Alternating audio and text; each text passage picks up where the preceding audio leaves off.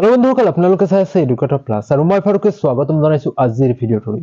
বন্ধুসকল আজিৰ ভিডিঅ'টোত আমি অসমত যি শিক্ষক নিযুক্তি প্ৰক্ৰিয়া ইতিমধ্যে আৰম্ভ হৈছে এলপি ইউপিৰ বাবে দুটাকৈ গুৰুত্বপূৰ্ণ বিষয় লৈ আলোচনা কৰিম। ইয়াতে প্ৰথমতে আমি আলোচনা কৰিম যে এটা বস্তু হয়তো আপোনালোকে চিন্তাত লৈ আছে যে এজন ৰিজাৰ্ভ ক্যাটাগৰীৰ ষ্টুডেন্টে কেনেকৈ আনৰিজাৰ্ভ ক্যাটাগৰীত সিলেকশন হ'ব বা কেনেকৈ সোমাই যাব। তো এই কথাৰ ওপৰত কিছু কথা আলোচনা কৰিম। লগতে ডিস্ট্ৰিক্ট প্ৰিফাৰেন্সেৰ ক্ষেত্ৰত এটা বিষয়ত আপোনালোকে গুৰুত্ব দিব, সেই বিষয়টো আলোচনা কৰিম। প্ৰথমৰ পৰা শেষলৈ ভিডিঅটো চাই যাব আৰু চেনেলটোত নতুনকৈ আহিলে নিশ্চয় সাবস্ক্ৰাইব কৰি ৰাখিব, কাষত থকা বেল আইকনটো অলপ ৰাখিব, কাৰণ শিক্ষামূলক চাকৰি সম্বন্ধীয় আৰু বিভিন্ন বাবদবিলাক এই চেনেলৰ জৰিয়তে আপোনালোকৰ মাজত তুলি ধৰাৰ চেষ্টা কৰা হয়। তো আহক আজিৰ মূল বিষয়টোলৈ। তো বন্ধুসকল প্ৰথমতে আমি আলোচনা কৰিম যে এজন ৰিজাৰ্ভ ক্যাটাগৰীৰ ষ্টুডেন্টে কেনেকৈ আনৰিজাৰ্ভ ক্যাটাগৰীত সোমাই যাব পাৰে। তো কথা হ'ল ৰিজাৰ্ভ ক্যাটাগৰীৰ ষ্টুডেন্টে তেখেতে ধৰক আপোনালোকৰ কোনো ৰিজাৰ্ভ ক্যাটাগৰীৰ সুবিধাতে ওলোৱা নাই, মানে তেখেতৰ বয়স যেটো আছে ৰিজাৰ্ভ ক্যাটাগৰী বয়স নহয়, আনৰিজাৰ্ভৰ দৰেই আছে তেখেতৰ বয়সটো মানে সীমাৰ মাজতে আছে, 40ৰ মাজতে আছে, বিলো 40 আছে। লগতে তেখেতে টেট কোৱালিফাই কৰিব যাওতে 60% মাৰ্কে পাইছে, 60% তকৈ কম পোৱা নাই, 55% বা তাতকৈ অলপ বেছি, মানে বিলো 60% পাই পেলাই যদি পাস কৰে তেনেহলে তেও কোটাত পাস কৰিলে, তেও কোনো কোটাত পাস কৰা নাই, তেতিয়া হলে সেই ব্যক্তিজনৰ কাট অফটো যদি জেনাৰেল ক্যাটাগৰীৰ যিখিনি প্ৰাৰ্থী থাকিব তেখেতসকলৰ লগত যদি কম্পিটিশনত আহি যায় তেনেহলে তেখেত কি হ'ব, ৰিজাৰ্ভ ক্যাটাগৰীৰ পৰা আনৰিজাৰ্ভ ক্যাটাগৰীলৈ সোমাই যাব। নিশ্চয় আপোনালোকে কথাখিনি গম পালে।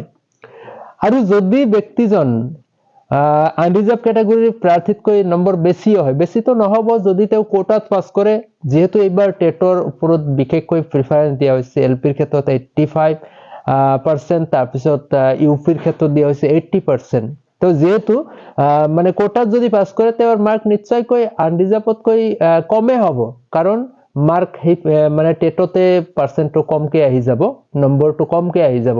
তো যিকে নহওক কথাটো এনেকুৱা যে যদি ৰিজাৰ্ভ ক্যাটাগৰীৰ ষ্টুডেন্ট এজনে কোনো ৰিজাৰ্ভৰ কোটাতেও লোৱা নাই বা কোটা উপভোগ নকৰাকৈ তেও কি কৰিলে, পাস কৰিলে বা কোৱালিফাই কৰিলে, যে প্ৰতিটো সাইডতে কোনো সাইডতে তেও কোটাত যুক্ত হোৱা নাই, তেতিয়াহলে সেই ব্যক্তিজন আনৰিজাৰ্ভৰ লগতে কম্পিটিশনত আহি যাব। আৰু দ্বিতীয়তে কথা হল যে এটা কথা মন কৰিব, আপোনালোকে ডিস্ট্ৰিক্ট প্ৰিফাৰেন্স দিবলৈ যাওতে বা ডিস্ট্ৰিক্ট চুজ কৰোতে প্ৰতিজন ব্যক্তিয়ে আমাৰ ভিডিঅ'বোৰত তথা যিকোনো ধৰণৰ ইউটিউবাৰে ভিডিঅ' বনাওক কমেন্টত এটা বস্তু লিখে যে কাট অফৰ ওপৰত ভিডিঅ' বনাওক। এইবাৰ কথা হল অসমত যিবিলাক ডাঙৰ ডাঙৰ ইউটিউব চেনেল আছে সেই চেনেলবোৰত আপোনালোকে চাব যে কিছুমান চেনেল আছে তাতে কাট অফ বিলাক বনাই দিয়ে বা কোনটো ডিস্ট্রিক্ট প্রিফারেন্স দিব লাগে, এনেকুৱা ধৰণৰ এইবাৰ কোন ডিস্ট্ৰিক্টত কিমান কাট অফ যাব পাৰে, এনেকুৱা ভিডিঅ' বিলাক বনাই থাকে। তো এইবাৰ চাওক আপোনালোকে সেই ভিডিঅ'বোৰ আপোনালোকে পাৰিলে অলপ চাই ল'ব।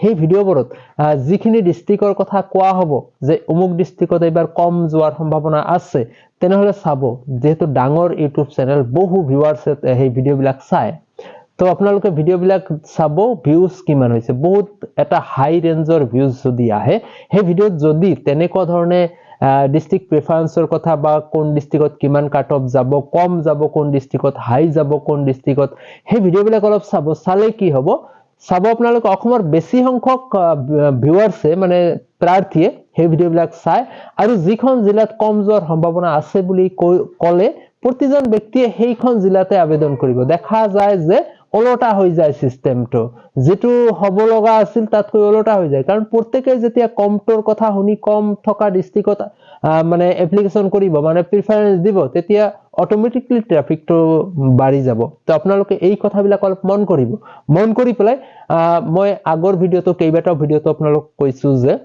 ডিস্ট্ৰিক্ট প্ৰিফাৰেন্সটো টোটালি আপোনাৰ নিজৰ ব্যক্তিগত বস্তু, আপোনাৰ লাইফৰ কথা আপুনি নিজে চিন্তা কৰি এইটো দিব। কিন্তু এই কথাটো মনত ৰাখিব এবাৰ যে তেনেকুৱা কোনো ডাঙৰ চেনেলত এনেকুৱা ধৰণৰ কোনো ভিডিঅ' আছে নেকি যে যত ডিস্ট্ৰিক্টৰ কথা কোৱা হৈছে যে তাতে কম যাব তাতে বেছি যাব, কিমান কাট অফ যোৱাৰ সম্ভাৱনা আছে। তো এই কথাখিনি চালি জাৰি চাই আপুনি নিজৰ মতে এটা সিদ্ধান্ত লৈ পেলাই আপোনাৰ ডিস্ট্ৰিক্ট চুজ কৰিব। তো বন্ধুসকল আজিৰ ভিডিঅ'টোৰ জৰিয়তে আপোনালোকক এই দুটা পইণ্টৰ ওপৰত কিছু কথা আলোচনা কৰিলো। যদি ভাল পায় নিশ্চয় এটি লাইক কৰিব, যিমান পাৰে বন্ধু বান্ধৱীলৈ শ্বেয়াৰ কৰিব, আপোনাৰ মতামতটো কমেন্ট সেকশ্যনত কমেন্ট কৰি জনাবলৈ নাপাহৰিব।